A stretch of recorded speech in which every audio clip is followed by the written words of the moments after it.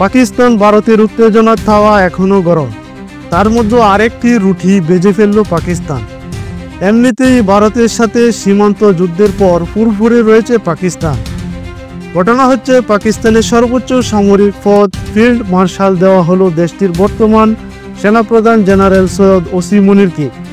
পাকিস্তানের সামরিক ইতিহাসে ফিল্ড মার্শাল হলো সর্বোচ্চ সামরিক পদ, যা কেবল অসাধারণ সামরিক অবদান বা যুদ্ধজয়ের স্বীকৃতি স্বরূপ দেওয়া হয়। 1959 সালে প্রথম ও একমাত্র ব্যক্তি হিসাবে তৎকালীন প্রেসিডেন্ট জেনারেল আইয়ুব খান নিজেকে ফিল্ড মার্শাল পদে উন্নীত করেন, যা রাজনৈতিকভাবে বিতর্কিত ছিল।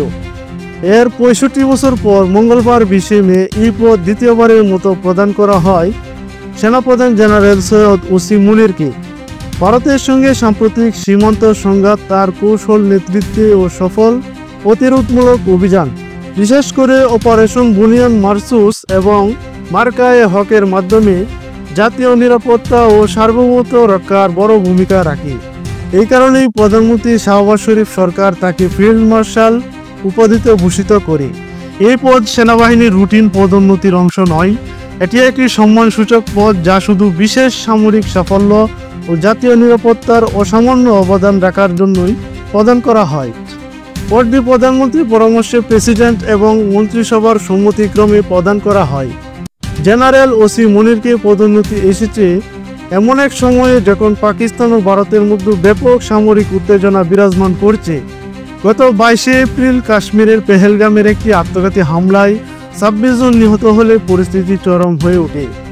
এরপর ভারতের পাল্টা বিমান হামলার জবাবে পাকিস্তান 6টি ভারতীয় যুদ্ধ বিমান ভূপাতিত করে এবং ভারতের অগ্রযাত্রা রুখে দেয়। মন্ত্রিসভা জেনারেল মুনিরের কৌশলগত দূরদৃষ্টি ও সাহসী নেতৃত্বের প্রশংসা করে বলেন, এই পদোন্নতি পাকিস্তানের সার্বভৌমত্ব রক্ষা তার অসামান্য স্বীকৃতি। এই পদ গ্রহণ করে মুনির বলেন, এই সম্মান আমার একা নয়, এটি পুরো জাতির, সেনাবাহিনীর এবং শহীদ মুক্তিযোদ্ধাদের জন্য উৎসর্গ। তিনি বলেন, এই র্যাঙ্ক জাতির কাছে আমার অসীম, এই দেশের জন্য আত্মত্যাগে প্রস্তুত। মন্ত্রিসভা সিদ্ধান্ত দেয় যে বিমান বাহিনীর প্রধান এয়ার চিফ মার্শাল জাহির আহমেদ বাবুর সিঁদুর মেয়াদ বৃদ্ধি করা হবে এবং যে সামরিক ও বেসামরিক ব্যক্তি এই অভিযানে গুরুত্বপূর্ণ ভূমিকা রেখেছেন তাদের জাতীয় পুরস্কারে ভূষিত করা হবে, ইতিহাস করা হবে এবং সেই সব ব্যক্তিদের দ্বিতীয়বার ফিল্ড মার্শাল পদ। পাকিস্তানে এর আগে মাত্র একবার এই পদ প্রদান করা হয়েছিল। 1959 সালে যখন জেনারেল মোহাম্মদ আইয়ুব খান নিজেকে নিজে ফিল্ড মার্শাল হিসেবে পদোন্নতি দেন, তবে সেটি ছিল রাজনৈতিক ক্ষমতার কুক্ষিগত করার একটি বিতর্কিত পদক্ষেপ। জেনারেল মুনিরের পদোন্নতি তার সম্পূর্ণ ভিন্ন, কারণ এটি একটি আনুষ্ঠানিক, সাংবিধানিক এবং সামরিক সাফল্যের ভিত্তিতে গৃহীত সিদ্ধান্ত।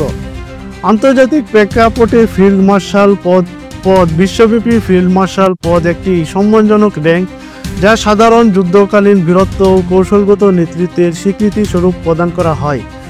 যুক্তরাজ্যে এই পদবি আজীবনের জন্য প্রদান করা হয় এবং অনেক সময় কেবল প্রথাগত বা কূটনৈতিক দায়িত্বে ব্যবহার করা হয়। ভারতের শাম মেনেকশন ও AKM কারিয়াঙ্কা এই র্যাঙ্ক পেয়েছিলেন।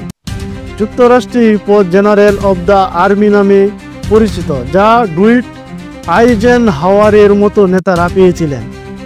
আধুনিক যুগে অনেক দেশ এই পদ ব্যবহার বন্ধ করে দিয়েছে, তবে যেসব দেশ এখনও আছে সেখানে এটি একটি কূটনৈতিক এবং প্রতীকী মর্যাদার প্রতিফলন হিসেবে ব্যবহার করা হয়।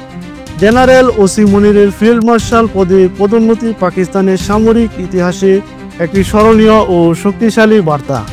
এটি শুধু এক ব্যক্তির নয়, একটি জাতি, আত্মবিশ্বাস, প্রতিরোধ ও ঐক্যের প্রতীক বলে মনে করেন বিশ্লেষকরা।